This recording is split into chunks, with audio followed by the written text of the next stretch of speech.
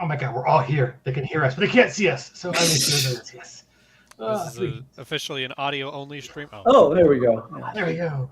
Nice. Welcome, folks, to is it Thursday already? Really, it is a Thursday.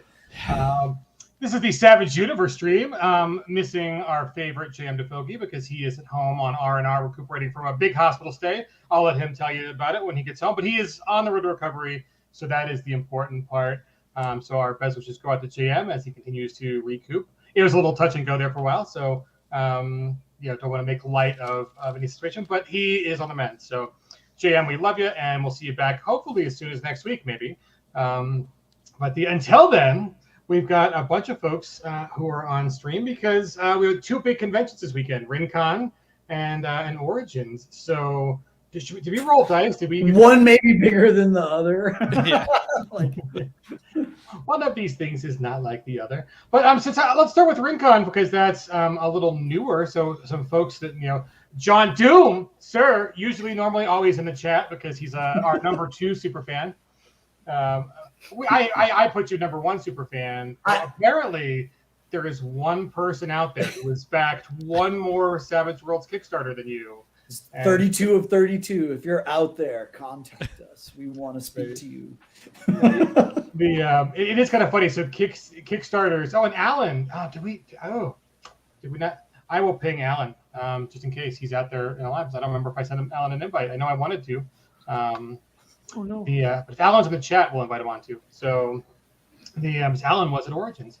Kickstarter tells us now that there's a little new beta analytics thing in the background, and it says number of backers and how many previous Kickstarters. They don't tell us who the backers are though. Definitely a bug that needs to be ironed out. But there is one person so far that's backed the current campaign that has backed all of our previous campaigns, and there are a unhealthy, which is good number, of people who are within 1 or 2 of that. So all campaigns but one. So we appreciate you super fans out there. It's awesome that you're out there. But John Doom was one of those. So the JD, you ran some games at RinCon. Tell me what was going down this weekend at RinCon. What did you run? I ran part of the Savage Epics that we did. We did 50 Fathoms there. The Rising Tide. The Rising Tide, written and I think also run by Chris Valentine, who's also right over that way. Yeah. Well, wait. Is it the Rising Tide or the Writhing Tide? It's the Writhing Tide. The Writhing Tide, yes. That's the better name, so I'm glad. Yeah. Yes. Yeah, and that was pretty fantastic. So it was like a 4-table kind of event. Each table running its own little mini adventure as part of the larger adventure that all accumulates and comes together into a grand warfare kind of thing. It was fantastic. My table had a great time. I know that Donald and Daryl were at another table along with Ron Blessing at yours. Had a great time. No, Ron was at a different table. Oh, was it a different table? He at the table with my wife Molly. Right. So just a ton of people. It was a fantastic time. Yeah. It's awesome. So Val, tell us how did this whole thing get set up? It was a multiple table thing. The storylines were interwoven. How did that all work out? Well, we used to do the epics for D&D years ago, but we all switched to Savage Worlds, and we still like to do that kind of thing. So we're like, well, we need to do this for what we like. And last year was our first one, which was a Deadlands one. This year, 50 Fathoms, and it's much like John just said. It's 4 individual table missions, and the purpose of that was so it can be rerun. So if you come to another convention, you just make sure you sit at a different table, and it should be 80% different next time you go. And then at the end, everybody joins together for a mass battle and or big mega boss, and hopefully you win. Yeah, that's awesome. And I've seen Sean Patrick Fannin run some multiple table events. So those are pretty exciting. How much coordination between the GMs did it take? Did you guys had to sit down and plan between? What was the interaction? Ooh, that's a pretty cool card. Is that one of the cards from the game? This is one of the souvenir cards. Everybody was shocked when they were like, no, you keep the card. It's a souvenir. We're like, really? Yeah. Really? Right. Yeah. That's a deck that I designed. That's awesome. Yeah, Don was giving out dice, and people were like, we get to keep those? Yeah. And then Don and I were, we just bring swag to cons to give out to people, duh. And then both Don and I are like, wait, we get to keep the card. Oh my god! So the GM coordination, it does take a little bit. We probably could have done a little bit more, honestly, but yeah, we kind of talk together. Everybody goes over the missions that they're going to see. You know, make sure they're roughly equivalent. Everybody understands what they're doing and that they're different enough to not just be a pattern. You know, cookie cutter on each one. So it takes a little bit of time. It probably took 3 months to put that all together. That's awesome. So shows at the table. Right, so we are definitely. So Shane was really impressed. Like he loved playing in your game, and so he's like, yeah, we kind of need to get Val and into like our game master core, and also like one of the top locations for possible future Savage Expedition events is Arizona. So we want to see this. We want to see this go down. We want to see these multiple table epics with interaction and stuff. Like the are you going to join us in what is the big convention we're going to later? Gamehole Con. Going to Gamehole? Yes. Oh well, I think we just volunteered to have some of this cool little interaction stuff go down for Gamehole. So I would like that. Yeah. Okay. So it is written. So it is done. Okay. So I guess Brian and I are signed up to GM 2 more times each. Yeah. So Don, what did you play in the game? What was your character? So I got to play in 2 games. I was only there on Saturday, but I got to play in a Deadlands game that Matt ran, which was a awesome game, and then in the 50 Fathoms game, I played Santiago Friso da Valentia, because I thought I maybe misunderstood the prompt a little bit. This is my first time playing 50 Fathoms, and I was like, oh, there's people from the real world. What if this guy's just like a random Italian sailor? But it seemed like everybody from the prison that we started at were all locals, as opposed to transplants. You're dead on though, right? Because all the crews it was not meant that you were. I'm sorry. It was not meant that you to be local. You could have been from anywhere. So that was correct. Well, that's okay. Well, I played it. I played it that way, so I'm glad I didn't give Jason, our GM, an extra hardship, because that's how I played it. Was I'm not from here. What's all these crazy fish people? Yeah. And I played the swashbuckler archetype because I was looking at him and I was like, you know what? Here's the thing. I'm gonna play this person like a swashbuckler anyway. Let me just have the stats that match it up. Nice. Oh, that's always good. And Daryl, who was your character? I got to play the Atani Wind Mage, so I could complain the whole time about my poor hollow bones, getting crushed by whatever large thing is coming up. But also, so no one else has to deal with some of the specific powers that are from 50 Fathoms. That, like, it's like, oh, even I've got to look some of these up because it's been a while. But they come up huge, where it's like, oh, we're in a big, ship to ship chase, and Blackbeard's after us, and it's like, it's cool, guys. Like, I've got Becalm. Like, we're okay. Like, we just have to live through like a round, and we're gonna be good. Hey, I'm trying to remember, what was the thing that you said that broke me for like 2 minutes straight? The thing that broke you, it wasn't a speech thing. We're like in a bar, like we're in a bar in a tavern doing whatever, and because I'm a bird person, I'm just stupid thinking like, oh, and I've got to do something different. We've all got like our ale or whatever. And my character, instead of like drinking their grog like this, has to drink it like this, like. That kind of stopped the table for a little. So one of the cool parts of the event, right, was there was a charity component where you got bennies for jokers, which I think that the intention was that you're supposed to go and give one of the other tables your joker bennies. Yeah. But it's. No plan survives contact with the enemy. But you could go and, oh, wow, this was a very dangerous thing to do, I learned for me. Because you could go and you could spend $1 per Benny, and it would go to the charity, and you would get a Benny. And I was like, I looked at everybody and was like, I think I'm just going to go spend $20 and get a bunch of Bennies. And I was like, oh, I guess I'll give half to Molly. Right. And so I just Daryl, have one of these bennies. I don't have common bond, but I don't care. You get my Benny for that. Right. Well, and if you've never played a charity game, like CupacabraCon does the same thing, and other conventions do it too. And one of the things that people get worried about is like, oh man, like here's this person with this giant stack of 10 bennies. Is that going to break the game? No, it makes it twice as fun. Like that's the whole thing. Is like, drop $20, have 20 bennies. You'll just be doing crazy thing and burn them all. And you still had to go buy more bennies for that last fight. Like even I was like, yep, I'm gonna have to buy some bennies going into this last fight because my poor hollow bones can't take it. I at one point went over to Molly and just stole half of Molly's stack of bennies because I was like, obviously you don't need them as much as I do. Yeah, I think there's another fun component too, where there was like some people walking around who would buy and sell stuff from you as NPC characters, but they'd occasionally go, okay, there's like a flash of lightning, so everyone now has to roll vigor regardless of where you are or what's going on. And so everyone at my table, but like one person failed this roll. So it was like this blinding flash of light, and now everyone's blind for essentially a round. I'm like, okay, so you guys are breaking into this prison, and now like all you see is basically the outline of where the door was. And I think this might have been bright enough that your shadows are now just kind of etched into the door a little bit. So it's not great. And then like 10 minutes later, they come around. Okay, a sonic boom, a thunderous boom happens, like a that kind of thing. Everyone again roll vigor to see if you can still hear. And so like everyone but one person fails, and that one yet again, it's a different guy. But I'm like, okay, so now I'm picturing some kind of nuclear blast just happened, maybe 40, 50 miles away. Doesn't seem great, but you guys are still doing good. Keep it up.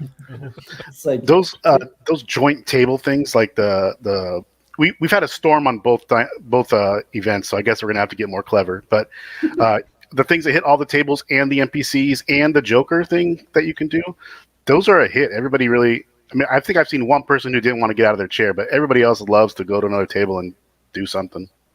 Well, I think eventually what you should do is have the Joker, like the writhing tide, like pulls you off of the one ship if you get the Joker, and like drops you off at the other one. So that person's just got to go move to a new table, and they'll displace a volunteer who's got to go take their place and switch around.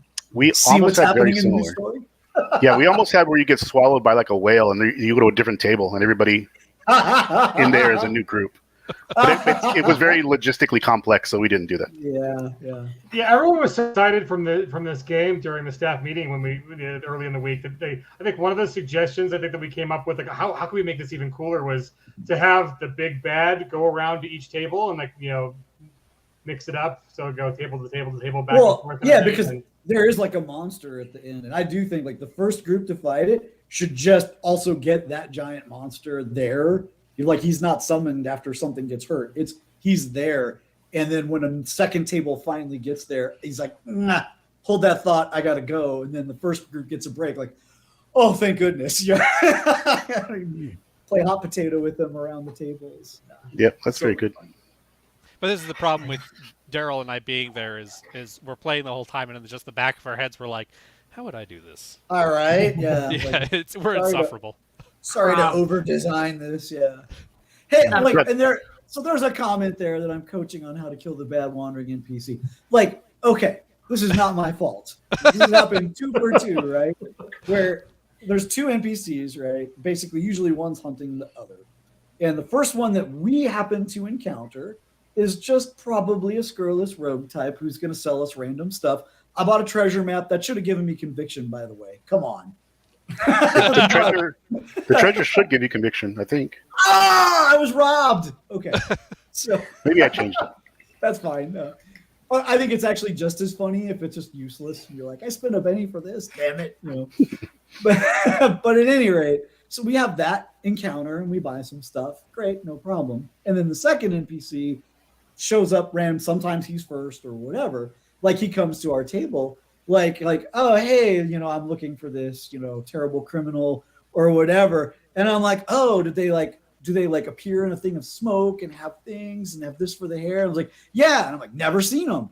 And he's like, okay, you're going to jail, like puts me in handcuffs or whatever.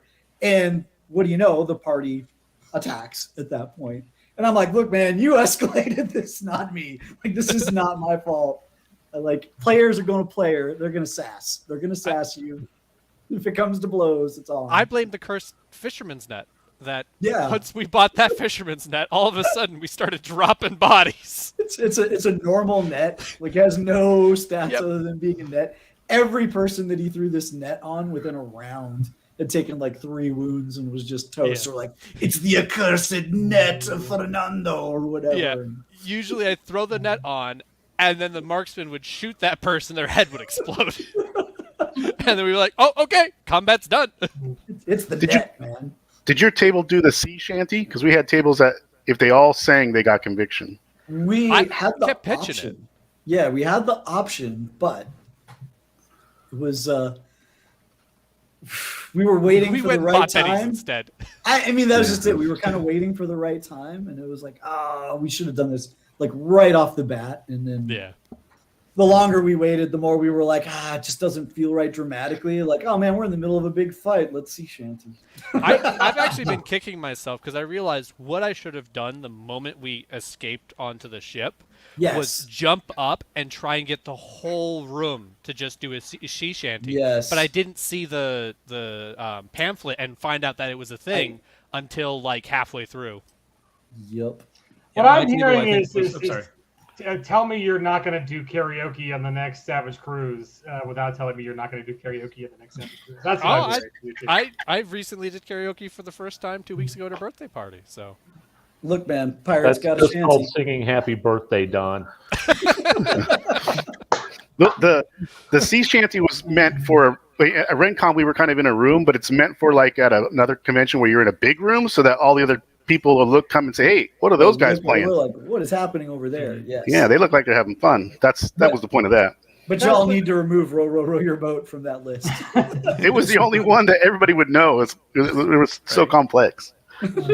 Yeah, my table did like yo-ho, blow the man down. I was like, well, there's shorter ones too in case you wanted to do something that's not going to take us the next 5 minutes. So we can do It's that one. And they're like, conviction, man. It's no, worth it. we're doing it. Okay. It was awesome though. They got right into it and they blasted through the entire thing. And it was really good. They all got conviction and they used every bit of that. Nice. That is the way. I think that's the one thing that is kind of the most fun about Savage Worlds is you can tell the Savage Worlds players at conventions. Like other systems are very serious and quiet, and they're very mad at you that you're making any noise at all. And like the Savage, it's like Joker, dice exploded, or crit fail. And it's like, yeah, we do have more fun. So here's a question for the game masters and the players who were at RinCon.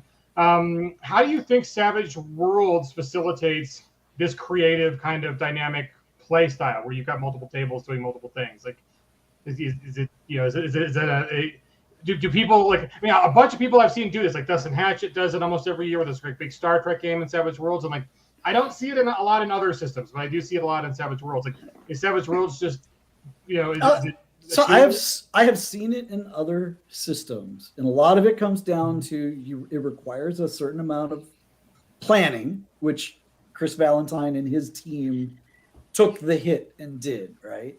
And then it requires a certain amount of fun and flexibility in terms of like, look, man, I just want to do this crazy thing.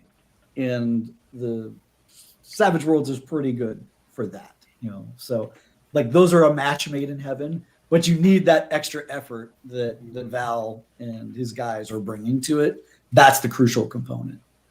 the other thing is, if you get dropped into a Savage Worlds combat halfway through, right? It's not going to completely throw off like, okay, well now this side is definitely going to win because you've got one more person than the other side. And likewise, it doesn't take you 10 minutes to figure out what's going on. Yeah. Right. It's just drop in and you can get one shotted just like anybody else, right? So the danger is still there. If, you drop into a game where you've got a massive, pool of resources, the person with the most resources is going to drop in and all of a sudden be able to really shine and outclass all the people who've been there fighting it out from the very beginning. And I think that very much helps, especially when you do kind of like the crazy table hopping type stuff, because it's moment to moment gameplay that you don't need to figure out as much what's going on. Yeah, I mean, it seems to me like if you do table hop with a character or two, like we do card initiatives, you don't have to worry about, okay, where do you fit in on the new ladder? I don't know. It's like everyone figures it out every turn anyways. Mm-hmm. And then like there's enough meta mechanics in Savage Worlds, like bennies and conviction and support, that you can do those for other tables. Like you can send them bennies or send them conviction or send them support. Like send them support. Like we got a Joker, lets us taunt a bad guy on their thing and distract him or whatever. And they can be like, oh man, we really needed that. Thank you. Like it's huge. Yeah, good stuff. Good stuff. Okay, so let's turn the tables on Jody and Clint now. Where did you guys hang out this last week? Origins Game Fair, Columbus, Ohio, where all the other nerds were. Yes, I forgot to invite Alan. I did shoot Alan an email, so maybe we'll get a surprise Alan if Alan shows up. But there's some really good news coming out of Origin. One, I got to play this because our printer was there, and he brought a whole suitcase full of treasures of things that we're having them create for us. But this is one that was really cool. You'll recognize this from the Legend of Ghost Mountain campaign, but it's a lot bigger than I thought. I mean, 3.5 inches is actually pretty big. Check it out, Legend of Ghost Mountain miniature. Doesn't that look badass? Oh my god, I can't wait. So that's just like the kind of the test run piece, So he was bringing it for us to see. And I mean, I think it looks really good for a test run. So we are far, far from delivering on that. Sorry, guys. Didn't want to get your hopes up in that way. But just being able to like see it, hold it, look at it, see that like raised claw on the back foot, I mean, painting that is going to be so much fun. And if you're not a painter, I think it looks just fine as, a stone dragon or something like that. You can just leave it gray. I don't care. But it looks so cool. And it's huge. It is huge. It is going to command instant respect at your table. I promise you. 3.5 inches is instant respect. That's the way it is. That's true. I'm amazed at how good it looks. Actually, I mean, I've seen campaigns where like they have a very cool STL model, and that's not really kind of all we were able to show you during the campaign, right? Because we did, I don't know if we had did Molly print one out before we ended that campaign? No, we didn't get it done. Yeah, we were having printer problems at the time. Yeah, so we weren't able printer problems.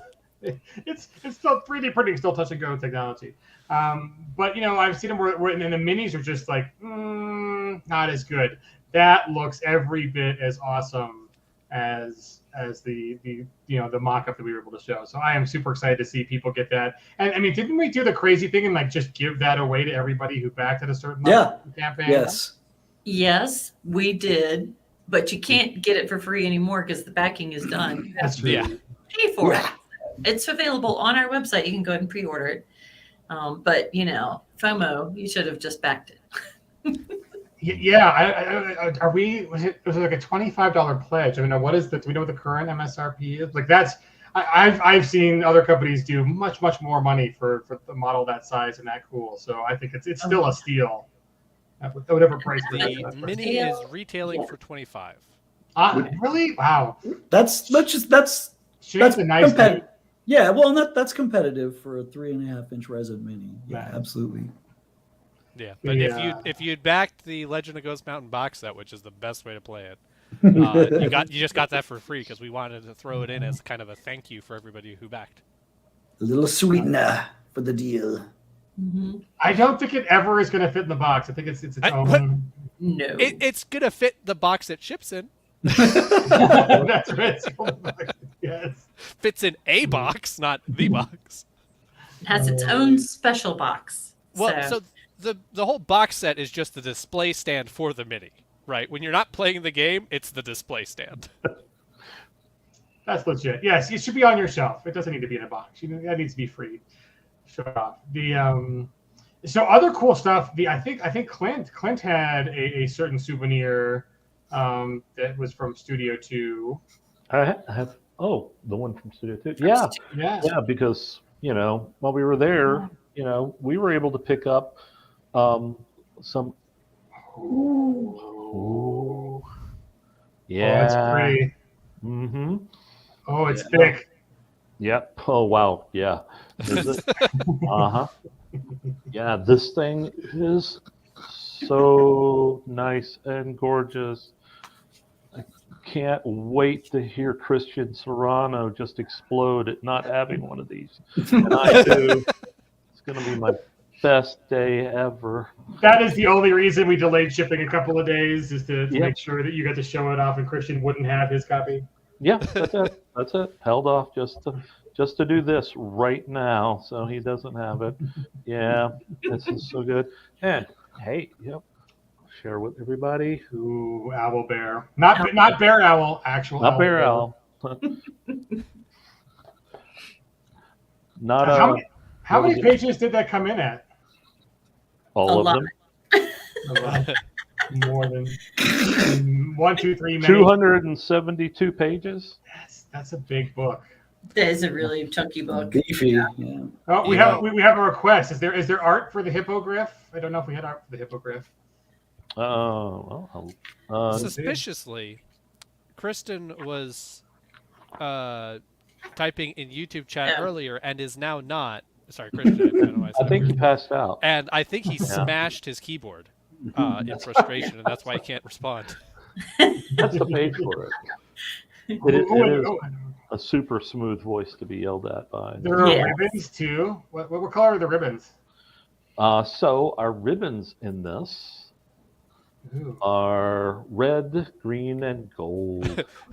Well, one of them is the being green green and the green screened screen out. is, red and visible.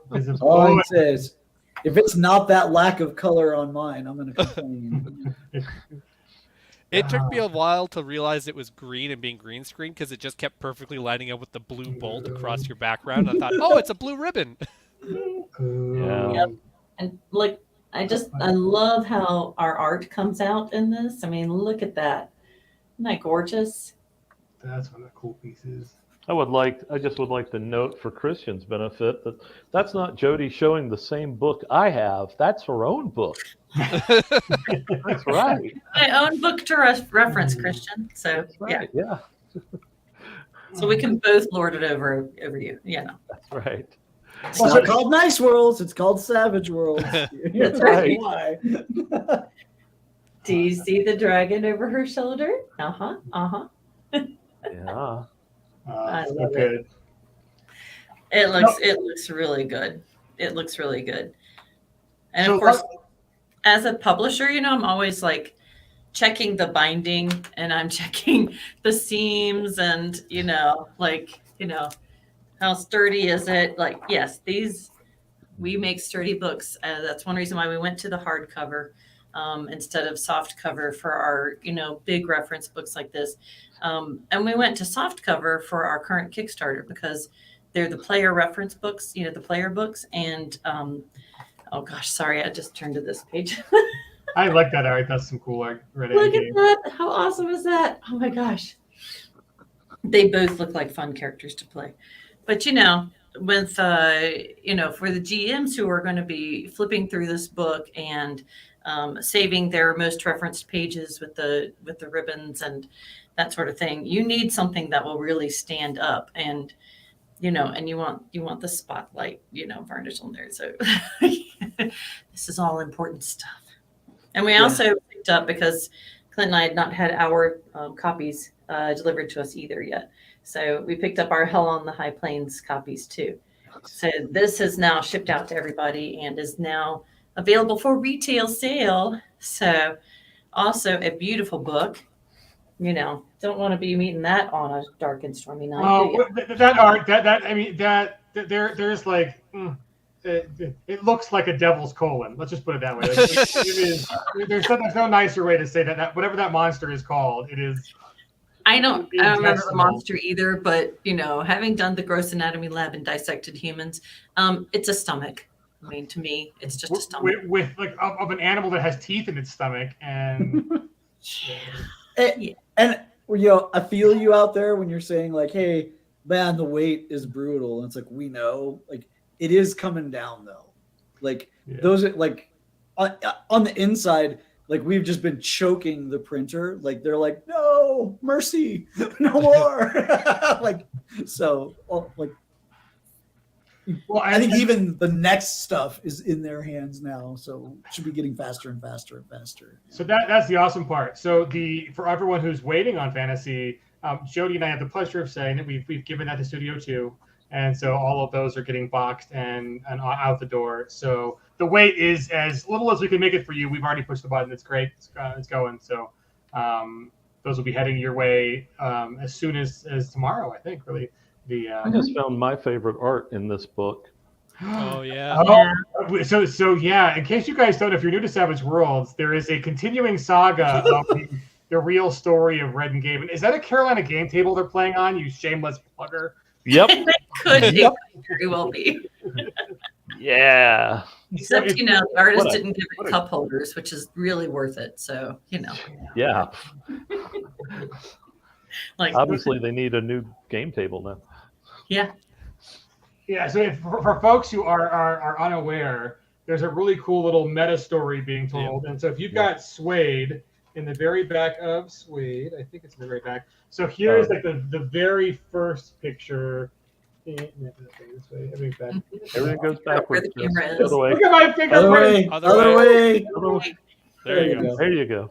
So there's a really awesome little picture. I'll try to get my tiny hands out. So there's a picture of two kids who are in a hospital ward playing Savage Worlds, and they're one of their fathers is running the game for them, and you can see that their avatar is there. And then Donald's got one of the spoiler alert, they get better. Right? The kids survive. And so there it looks like, young Reds player is running the game for her dad and her friend. And in this one, it looks like they've got a really awesome terrain set up. And so that story will continue through the companions. If you've ever... Oh, go ahead. One of my favorite comments on the Fantasy Companion Game Changer when the PDFs went out was somebody just commented, "It looks like Red got a subscription to Dwarven Forge." I mean, that's like the second best Red comment. So someone noticed that there's katanas in 3 of the 5 covers, and Red likes katanas, guys. It is like that's a joke. Like Red's gonna play the same character in every freaking setting, and once you know to look for it, it gets funnier and funnier and funnier. I love the fact that in this one, it's clear that they've added other people to their game group. And some of these look like, hold on, let me hold it up again. If you look at it, it looks like they've suckered Gabe's dad into the game too. Now he's playing and fully into it. They've got a couple of other ones besides, Red and Gabe and her dad. And now you got Gabe running the game. I like the guy who's obviously crit failed right there, and has he's covering his face in shame from his dice. Yeah, I think that's supposed to be the dad from the first one, actually. I just love the storyline that it's coming up with. And he should not be covering his face in shame for a crit fail. Those are awesome. Embrace your crit fails. Yes, O Queen of crit fails. Right, and there's a very good moral and wholesome reason that we haven't given you the sci-fi companion yet. You'll find out that. I won't spoil anymore. Just there's more art to come, so stay tuned. Right, but it is really great. I mean, that was one of the things that really touched me when I first saw Suede. So I mean, Suede was a really big new release. It's been years since we had a whole new system, and then everyone's really excited about all the new mechanics and oh my god, Christmas gone, yay, and shaken rules and all this kind of stuff. I got to the last page when I saw my draft copy because I think I volunteered to do some error checking or whatever, and so I had an earlier draft copy. When I saw that photo in there, I was like, "Oh, what have you done, Shane? What have you done?" This is really touching. So, and if you actually read the notes in handwriting throughout the book, they are telling that story as well as. Oh, is that the ETU one, Donald? Let me just look at that. That's the horror companion, which is on my phone because it's PDF only. You can pre-order it now. Yep. College scene. Yep. And he's got the ETU. That's right. ETU. I can't. Yeah, ETU GM screen and Deadlands poster on the wall. And the Go Ravens T-shirt. Yep. Oh man. I also like to just point out I feel so bad. Gabe represents many people that I knew whose hairline in college did not do them any favors. But I especially love making that joke working at this company as one of the few people with a full head of hair. Yeah. It's me and laugh Jody. it up. Give it another couple years down. We'll see who's laughing. It's a ticking clock, Clint. It's a ticking clock. It is. No, because I have so many friends that are so mad at me for Yeah. Clint still probably asks for his hair to be thinned out at the barber. Like that's how bad he is. Like, can you That's, thin it up top? that's actually factually true. Yes. I do, the comment actually. in there guessing we don't know anything about the sci-fi campaign. Actually, we do, but we're not talking about it. It's safe to say it's being worked on. Yeah. Yeah. Things are known. Oh yes, Yeah. things are known. Top However, men are. I mean, I'll go so far as to spoil that we've got a big powwow on Friday talking about sci-fi stuff, where the entire design team gets together and certain elements that we're finalizing and all that. We are. Yep. Yeah. There was Okay, so- definitely, although he's not here, there was definitely a lot of interest in that with Alan Blunt that I talked to at Origins. You talked about using Savage Worlds to different things. Alan was telling me this whole storyline he has going along, he's wanting to do a Star Trek game and a Star Wars game, and he actually broke this down for me for the characters by rank, explaining like what each step of the storyline was that he had put out, and I was like, wow, that sounds amazing. It's like, yeah, and he had all this.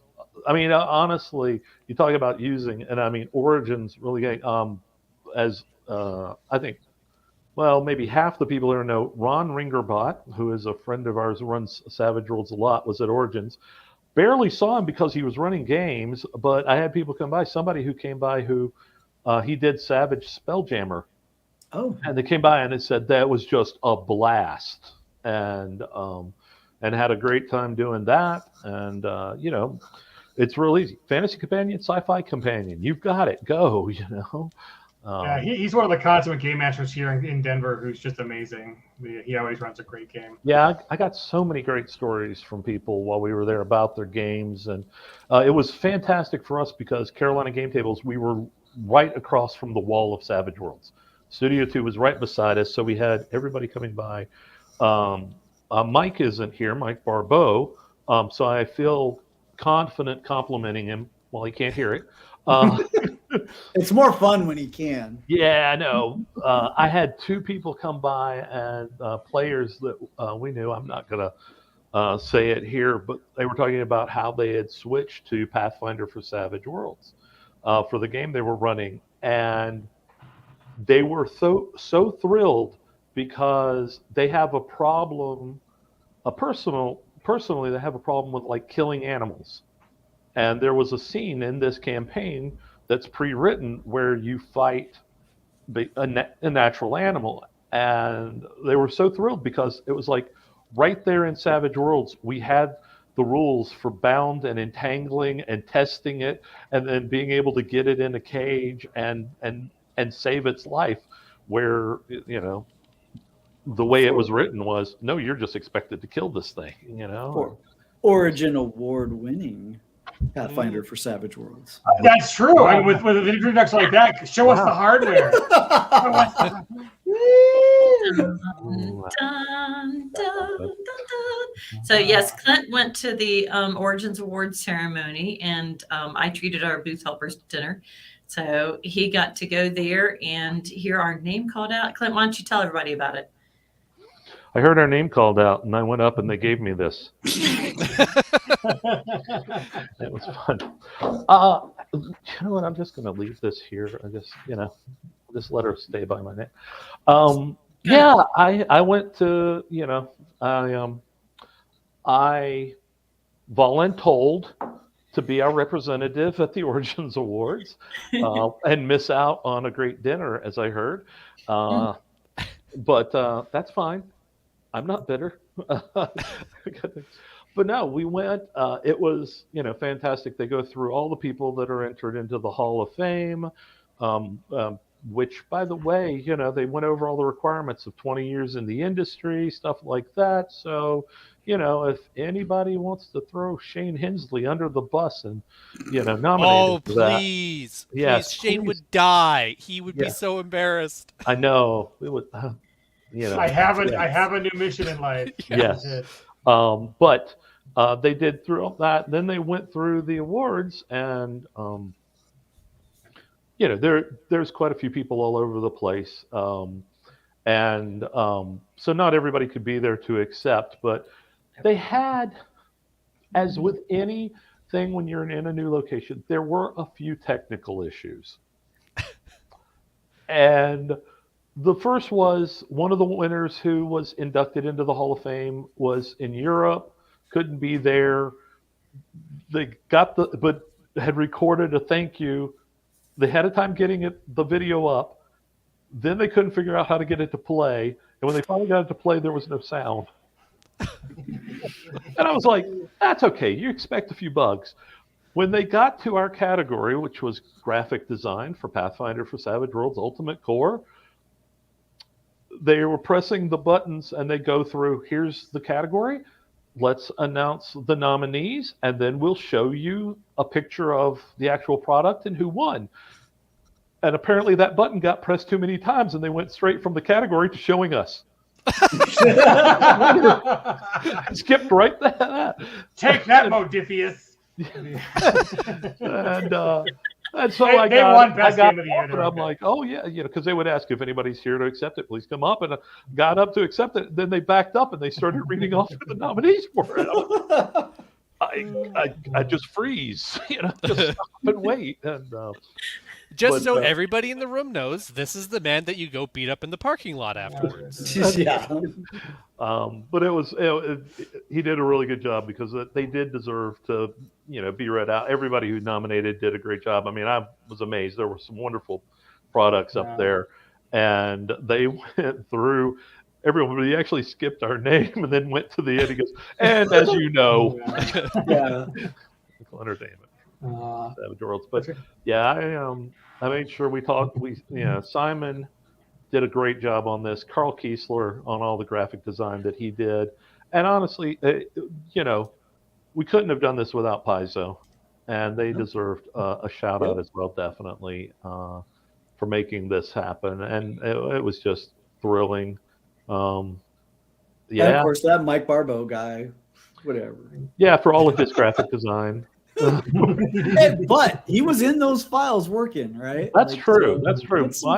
You would be surprised, folks. You would be surprised of how much, Mike, has. You're hands-on here. Hands-on the whole product. You really would. Now, I would like to challenge the community. Photoshop challenge. You can Photoshop our Origin Award into interesting locations and with interesting ownership. You monstered on. You have no idea in the Facebook group. There you go. Well, it's easier on Jody's because later you got to blow it up to make it really easy. Yeah. Oh, yeah. There we go. All right. Yeah, I figured if I turned off the green screen, it was doing the hyper reflection stuff there. But just look at how solid this is. I have to say kudos to Gamma and the board of directors there. They don't play around with these awards. These are solid. They're very, metal here, solid wood here, polished, nice metal plate. Says Pinnacle Entertainment Group on it. It's really beautiful.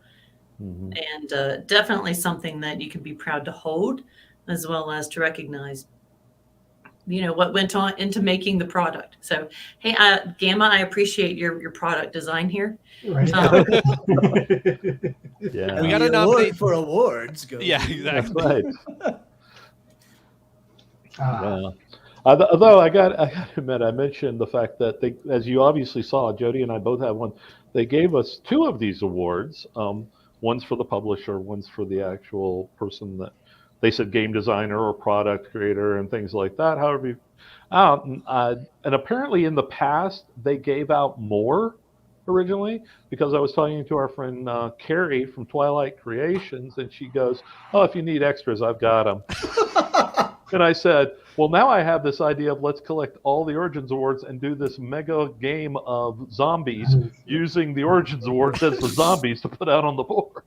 And she's like, we can do it. I mean, you're almost guaranteed to get a nomination at minimum next year when you put out the game that uses the actual award in the game. Right. I like this plan. So Zoe mentions T-shirts, so I'd be remiss, Jody, let me show the back of your T-shirt and you can show us the front, because the here's on the back of the T-shirt you're wearing, what will we savage next? And on there is Slipstream, the original Necessary Evil, 50 Fathoms, Evernight, Rippers, the Horror Wars, Tour of Darkness, So that is an OG T-shirt right there. Yep. This is like, because we are doing the Kickstarter right now. Smiling Jack. This is one of the old T-shirts from, I don't know, 15 years ago or something. So no, you can't get this. Sorry, we're not making it. It was literally an iron-on that Michelle made. Okay, so and that's why we've got all those, those covers on the back. And I just took that picture to Landauer so that he could have a better visual of it than me trying to turn around and keep myself in frame. But I love how those are not even the real covers. If you look at Slipstream, it's like, oh, we didn't end up using that cover at all. Ripper's the Horror Wars is a miniatures game, and not even Savage Worlds. So, I mean, it has some Savage Worlds stuff because it's a Ripper's property, and yeah. The Horror Wars was Showdown, which was a minis variant of Savage Worlds, way back when in the olden days. Just in time, because we've said his name enough times. We are being blessed with the presence of the man, the voice himself, Alan Blau. Hey everyone, how you doing? Hi, Alan. Better now. All the minor people, how you doing? How you doing today? Oh, so Alan, I now I have to run and find the video, and we have to show it. I don't know how we're going to show it, but you and Chris Hussey get together and make these amazing unboxing videos.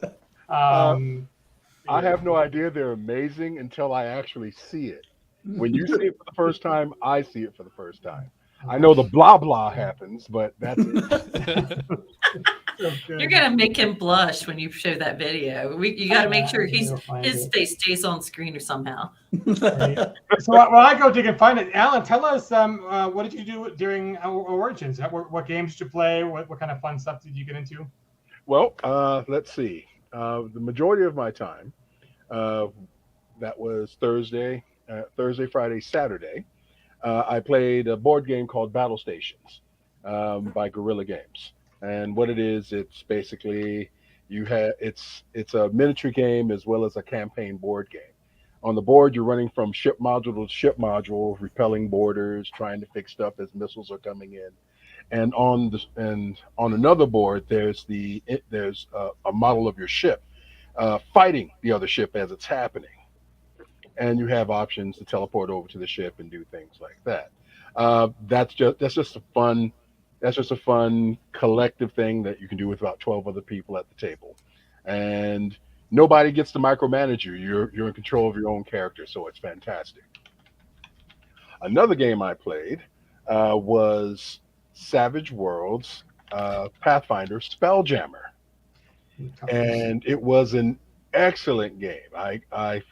Everybody was kind of put off when I got into the character. The only character that was left was the dwarven female barbarian, so that's why I went with.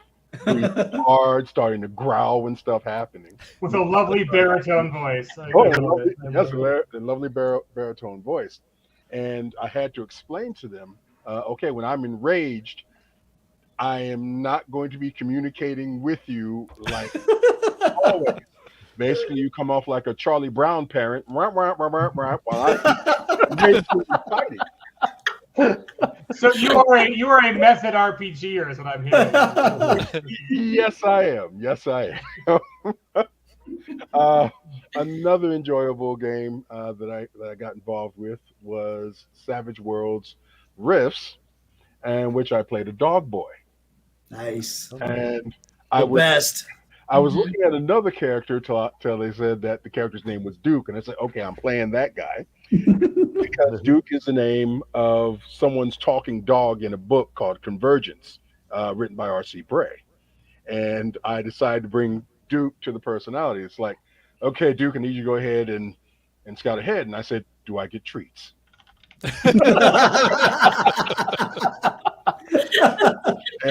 Yes, Duke, you're a good boy. Good boy. Oh, whenever I was called good boy, I just went berserk happy. Oh my god! And yeah, I like doing the method thing. It puts people into a fun mood. I like, and they like so that was great. Another one I played was Savage Worlds Pirates of the Spanish Main. Now, He was using the edition of Savage Worlds that came out when that book came out. So I was surprised at the amount of changes that had happened in Savage Worlds between that edition and the current edition that there is now. Now I didn't complain about it. Only 2 people had showed up for the game, and we were in control of 3 characters plus all the extras. And of course we're the French privateers fighting off against Spaniards. And I started doing, okay, when I'm in the sword fight, would you like to talk with conversation? Would you like to fight with conversation or without conversation? And started going over fighting styles as we were swinging blades at each other. So a la Princess Bride, if you love that show. I assume that most of you do.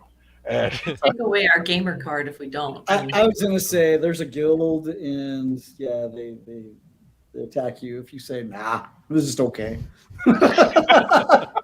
We'll forgive Donald if he doesn't know it yet. But we have a growing list of like movie nights that we have to show Donald because he's actually surprisingly. No, You're that's good on my this one? wife. Okay. My wife has not seen any movies. I've seen the movie, and I have to labor through and show Molly 30 years of movies because Molly has not seen any movies. It's not me. That's it's not Molly. a labor, man. This, you're doing God's work there. This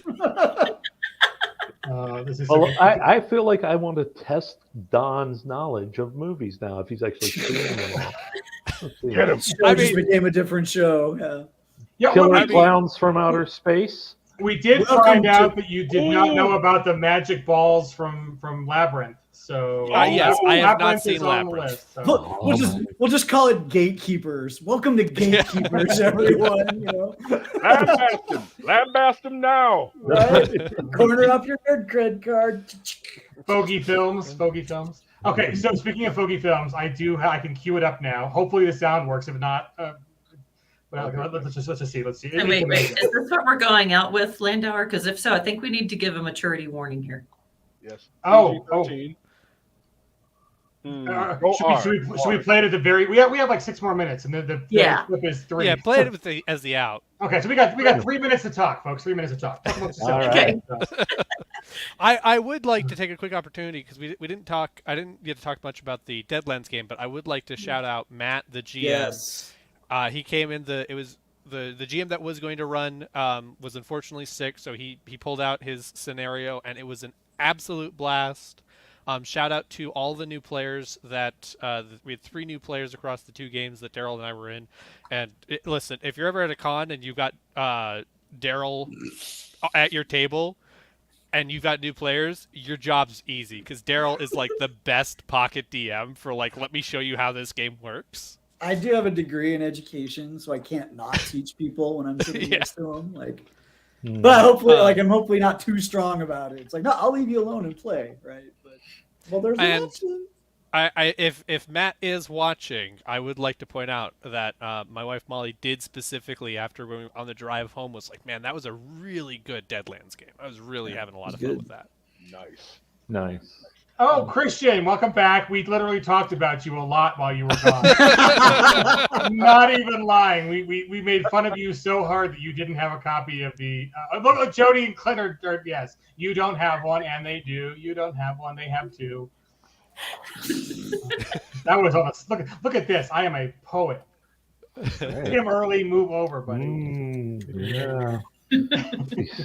We love you, Christian. Yeah. Look at these amazing Talenton stats that are in here. Not half folk, not half anything. Yeah. So Alan, what swag did you pick up while you were at? I mean, we brought home an Origins Award. Did you pick up any fun stuff? Origins Award. I could have grabbed Clint's and ran, but he was trying to meld it into his chest because it was that would have been hilarious across the floor, given that both of us were limping, walking with canes. Of you with an Origins Award and a cane, and me following with my cane. the Limp Olympics. Yes. Oh, it's the Graybeard 500-yard stumble. Grab my hip and just stop and say, okay. Ran it down. I also played Savage Worlds Deadlands, in which once again I played a martial artist, and it was a gentleman who was very rude as written, and would say things like, "Why are you here? You so fat. You're not supposed to be doing anything like that." And the guy, well, I enjoy snacks. I says, "Yes, a lot." And that sounds like when I show up with the all-you-can-eat buffet. That's usually what my reception is. there's nothing like buffet. Oh, so good. But at Next Origins, I am planning on running a Star Wars event, in which it's going to be 4 scenarios. The first one novice, the second one seasoned, third one veteran, and the last one heroic. And it's going to be all of the same characters as they've advanced through. I'm going to have a 3D printed ship up to 28 millimeter scale, so you can run around in it. I'm also going to have a little ship battle board for ship combat, like fighting against fighters and all of that, as well as the 4 characters. One is the Jedi Padawan, who basically become a full Jedi Knight as he gets old, as time passes. 4 are clone troopers who work with the Padawan, and the last character is going to be a Jawa by the name of PD. PD suffers from gigantism, and he was ostracized from his tribe. That's why he's not in space. Nice. Alan told me this, and all I can imagine is this huge Jawa goes around going, Houdini. So, Landar, put me on the company list for going to Origins next year. Yeah, that's what I'm hearing. It's just like we're gonna submit Holler for Origin Award. We're definitely have to submit Shane for inductee, and then we'll have to all show up because he's gonna get it, right? Because we're gonna make that happen. We'll make the appropriate sacrifices, and then we all have to sign up for Alan's game, so no one else who's hearing this. And the rest of you do not come to Origins next year, or at least give us sign up privileges if we all want to play the. I claim the Jawa right now. I'm claiming it right now. Well, and fingers crossed if you get killed in novice, whoever plays that character, it's seasoned. You just get an X through it, and you got to sit there quietly the whole session. So what's happening is that PD's going to have a little vocoder that basically changes his voice, and I'm either saying you can either do Southern mechanic accent. y'all in the draw, or you can do 70s R&B singer Barry White. Those are your choices. If you're not going to use those choices, you must speak gibberish the entire time. I'm making those. Nice. Okay, so this is going to be awesome. We're headed into space. I'm going to take you where no one's been before. Oh.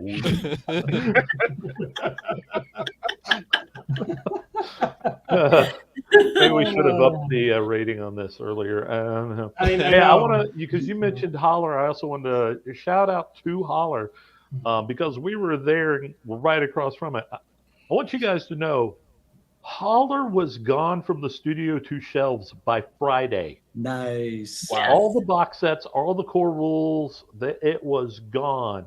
As soon as I kind of explained to me, they said, "What's it like?" I go, "It's like Appalachian Ravenloft." And they were like, "Yep." And it was great to just see. Oh man, the response to it and it go and because hey y'all, I'm from the Holler. I got kin there still. Can't get out. Totally part of the game, right? It's totally there's the veil. You can't cross the veil. It's all good. Mm-hmm. Yep. Well, folks, we've kept you for the hour. There's more we could talk about, but so we'll have this group on again to talk about all the more fun stuff as we play. And I think with having Alan on, it reminds me we need to get another actual play on the books. So someone's got to volunteer to run that. And let's see, this week in streaming tomorrow, we've got Scott Woodard on Office Hours, same time as this stream, but tomorrow, so I think 7 p.m. Eastern. And even though this is a Savage Universe stream, you can indulge me one time. There is a Kickstarter going on right now, and it is for the Players Books is the main awesome little star of the campaign. So we are offering $25 Players Books. The cheapest pledge to get a book is $25, but you get all these stretch goals with that pledge. And let me go find the link so you guys can go check that out. We are funded, opening stretch goals by the dozens. I think now we're a Kickstarter project we love. Yeah, that too. Yes, And that just happened. We are $1,500 shy of unlocking the card sleeve stretch goal. Which, if you've ever been like, it is hard to find these 3.5 by 5 cards in card sleeves, we're solving that problem finally. Yeah. Can a Jawa have a Wookiee companion? So you have your own Duke. Duke is awesome. So yeah, guys, so check out the Kickstarter because it is awesome. It is funding and is doing well. And I think Alan might have seen, depending because he was at Origins, a prototype for one of our next big stretch goals that's coming up for 100,000. So I'm not going to give any more hints at that, but we will announce that soon. Yeah, so we still got to figure some things out there. You got $1,500 left before you can figure that out. So go. Right. So about the video, as far as like mature content goes, there's no real mature content, but there's a lot of suggestiveness. So I'll keep it that way. Take the laugh. Just take the laugh. It's just for laughs. It's right. fan content, not Pinnacle made, but we love it. One, it's awesome, and two, Hell on the High Plains is shipping right now. So if you are convinced that you need this in your life, which you should be after watching this video, you can order it now and it'll get shipped right away. So other than that, folks, we'll see you tomorrow at 7 p.m. Eastern for Office Hours with Scott Woodard, the genius behind some of our ETU, as well as Flash Gordon and some other projects. And so we'll get to find out what makes that genius tick. And so we'll see you then. And then other than that, we'll be back next week for a bunch of more streaming. And appreciate you guys showing up for this stream. But enjoy this super sexy Hell on the High Plains unboxing on our way out. Cheers, folks.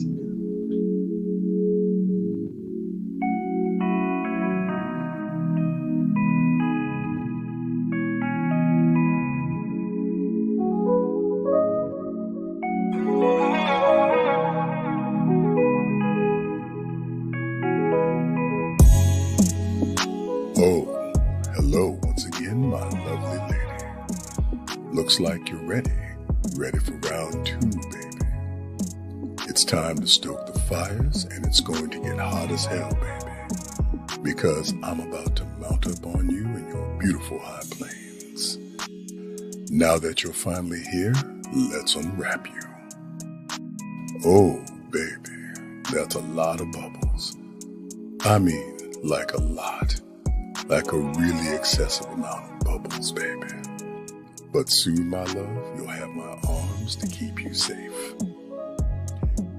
Because we know it's safety first, but all these bubbles will just make our love pop even more. Here's our guide, baby. Yeah, things might get a little weird, but that's why we play this game. Oh, baby, you and I both like it weird. And this map may be beautiful, but baby, I don't need a map to help me find you. But looks like there's plenty of treasure along these trails. Oh, but what's this? Deadwood? No, baby, when we're together, my wood is anything but dead. Well, look at here, my love. More maps. Ooh, baby, you make my heart go boom whenever you're in town. And the only thing we'll be mining for in the Prospectors camp is your solid gold love treasure. And oh girl, I know you like the chase. It's what brings life to these deadlands. And what's this? A box? Well, you know all about what's usually in a box, and baby, this one is no different. I've got my Devil's Tower in this box, and I'm gonna use it to get an ace on your love. Well, that and of course, all those archetype cards. And we both know 2 is better than 1, except when it's a mana 2, of course. And as always, I'm just a pawn to the queen that you are, baby. Okay, baby, I reckon it's time you stop being a joker and come here. Let's play.